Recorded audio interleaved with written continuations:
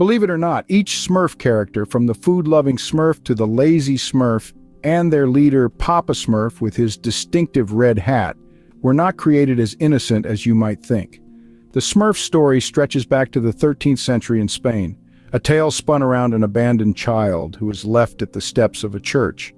This child was raised by the church to become a benevolent priest, a man who yearned to eradicate all forms of evil from our world. This priest's sidekick in his lofty mission was none other than a cat, a physical embodiment of the angel of death according to the narrative. This cat, always by the priest's side, was instrumental in helping him capture the Smurfs. Now you may ask, who are these Smurfs and what is so sinister about them? Well, stay tuned to find out. And in this mission he was aided by a cat, a manifestation of the angel of death, who helped him capture the Smurfs. But who are these Smurfs and what is their terrifying nature? Let's delve into the sinister reality that lies beneath their blue exterior. Contrary to what you might believe, the Smurfs are not just innocent, cute little blue beings. In fact, they are wicked spirits, each embodying one of the 7 deadly sins from the Bible. You see, each Smurf was characterized by a unique attribute, like Gluttony Smurf, who was always hungry, or Lazy Smurf, who was always asleep. These traits were not just random quirks, they were representations of the 7 deadly sins. The sins of gluttony, sloth, pride, envy, wrath, and lust were all manifested in the Smurfs. Remember the only female Smurf, Smurfette? She was the embodiment of lust. All the Smurfs were in love with her, weren't they? And what about Greedy Smurf, who was always looking for more, never satisfied? That was the sin of greed. The sin of gluttony was represented by Gluttony Smurf, whose insatiable appetite was his defining characteristic. Lazy Smurf, always sleeping, was the embodiment of sloth. Vanity Smurf, always looking at himself in the mirror and flaunting his beauty, was the symbol of pride. And let's not forget Angry Smurf, who was quick to rage, embodying the sin of wrath. The sin of envy was represented by Nosy Smurf, who was always curious and wanted to know everything. But the most shocking revelation is about the leader of the Smurfs, Papa Smurf. With his red hat, he was a representation of the devil, stirring up human desires and sins with the 7 deadly sins. His red hat was a symbol of hell. So the Smurfs, contrary to what you might think, are not as innocent as they seem.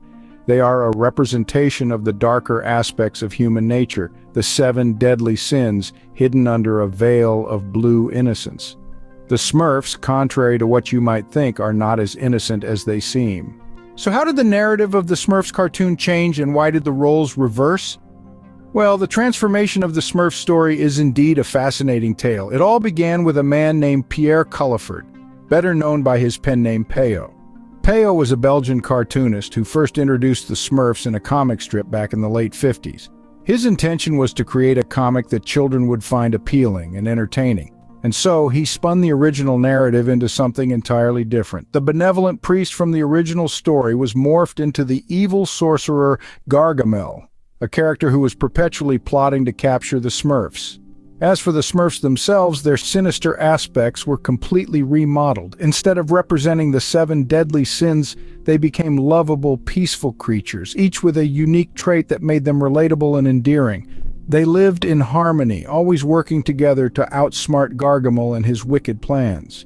The Smurfs were no longer seen as embodiments of human vices, but rather as symbols of unity, friendship, and resilience.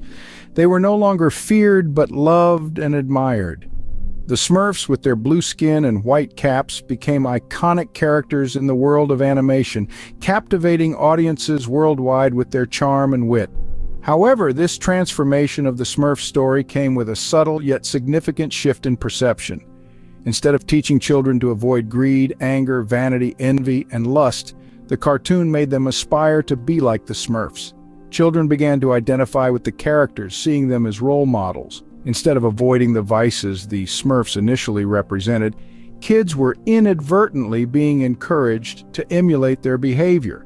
So the Smurfs, once seen as representations of sin, were transformed into beloved cartoon characters. But in doing so, they subtly influenced generations of children, changing their perception of what is acceptable behavior without them even noticing.